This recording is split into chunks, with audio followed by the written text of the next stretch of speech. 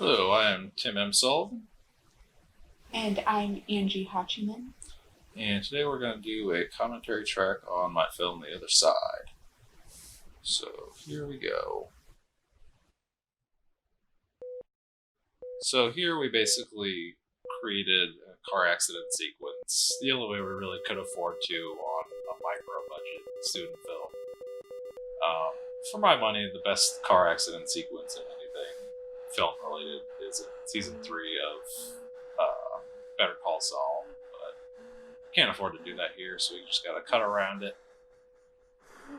And something that a lot of people know, you may not know, is that this is loosely inspired by a true experience of mine. I was in a car accident back in 2017 and thought it'd be interesting to make a film that sort of explored the idea of what if I had died in this accident and had this whole purgatory experience.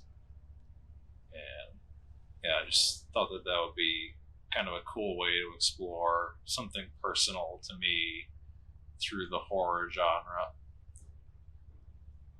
And here we have Nick Lane playing the Reaper character.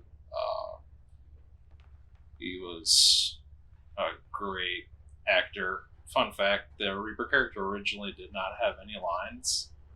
And when I saw this actor at a casting session, he was not only super tall and imposing like what I wanted, but he also had an incredible voice. So I immediately was just like, all right, I have to give this guy some lines. So I wrote some lines into the script and cast it in.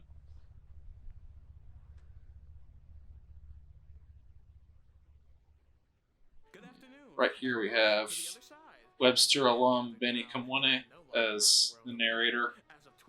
Good friend of mine. You may have also seen him in my other film, We Need Sleep. The details of your death are as follows. You were driving home from class when a Uh, driver crashed into you. yeah, this was where I decided to go on sort of a goofier direction because I wanted to make this sort of a surreal horror comedy type thing, and I thought this would be a good area where I could explore some weirder stuff with this little theater experience.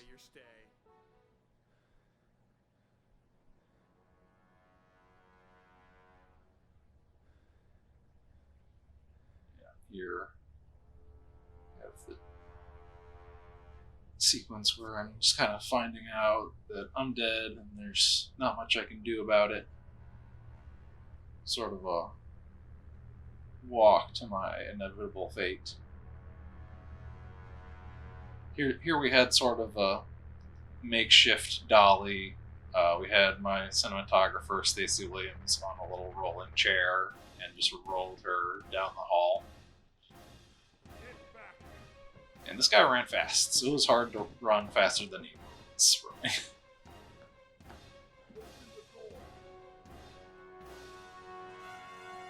And this was a very cramped elevator, very hard to shoot in here.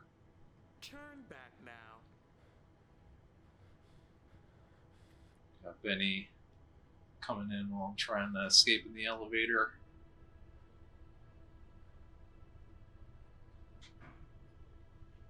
There's no escaping. And this was a sequence that I had kind of written it a couple different ways. Originally, he was going to be going down a hall, opening doors. And Benny was going to be in each of the doors that he opened. But then it got rewritten to him going in an elevator.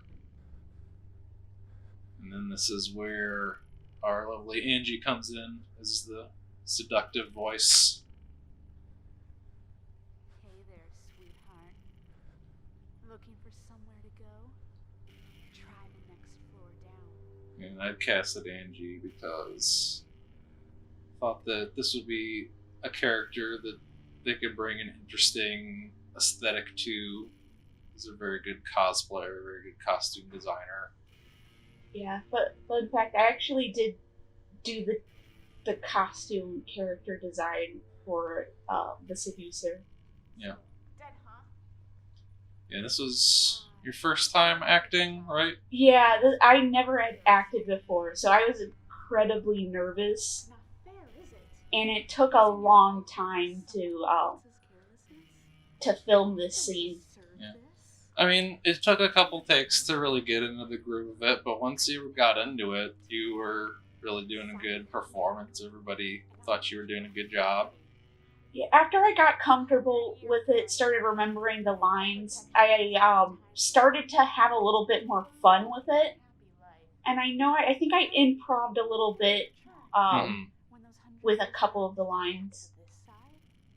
I get your soul. Come for my soul. You'll come back here and be mine forever. You'll continue to serve me for all eternity. But I have Going full dominatrix. It was fun wearing that outfit. It was also very uncomfortable. Those spikes were very pokey. We did have a bit of a scare that day because I live out of state, so I only came down for a weekend. And we spent the entire morning, like about 6 hours or so, filming, and we thought we had lost all the footage. Yeah, so the camera that we used, the Scarlett that they had at Webster, it was having a problem where it was like recording and then it wouldn't stop. So we ended up having to record through the external monitor, and then we didn't know if we were going to be able to get the footage off of the monitor. But thankfully, a guy named Dan Keaton from the IT support was able to talk us through it, and he got us the footage. So that name in the credits, he saved the film. Yeah, that was a big, huge scare. Even I started getting nervous, and I Yeah. stayed in costume Yeah. all day. From I forgot what time we started. We started pretty early in Yeah. the morning, and I didn't get out of costume until about 7 or 8 o'clock at night, just in case we had to reshoot footage. Mhm. This elevator shot that we're seeing right now, this was probably the craziest shot to get in the film, because we had camera on easy rig, and we had Stacy following me into the elevator. We gaff taped the microphone to the top of the easy rig so that she could just get video and audio of me going in there. I had my acting coach, Tanner Kraft, give me a pep talk to get me to cry. You can ask him about that. It's a real funny story. So we had that going on, and then I had to rotoscope a bunch of the wall out to give it that black look. So that one was the hardest shot to get, but I really liked the way it turned out. And yeah, it was just a very different experience for me since I'm mostly an editor, and this is my first time directing a set. But I'm really proud of the final product, and I have so many people to thank for all of the hard work that they put into it, helping me, and hoping to do some more in the future. I have some script ideas for 2021 and beyond, so let's hope that COVID doesn't keep us held back for too terribly much longer, because I really want to make some stuff for you guys. I got some cool horror ideas in the pipeline. But yeah, thanks for tuning in. If you want to watch the original version of the film without us babbling on over it, you can click on the link either in the description or up on the top of the screen. You can check it out on IMDb or Letterboxd. Tell me what you like. Tell me what you thought sucked. So yeah, thank you very much. Happy holidays. Stay safe, and see you on the other side.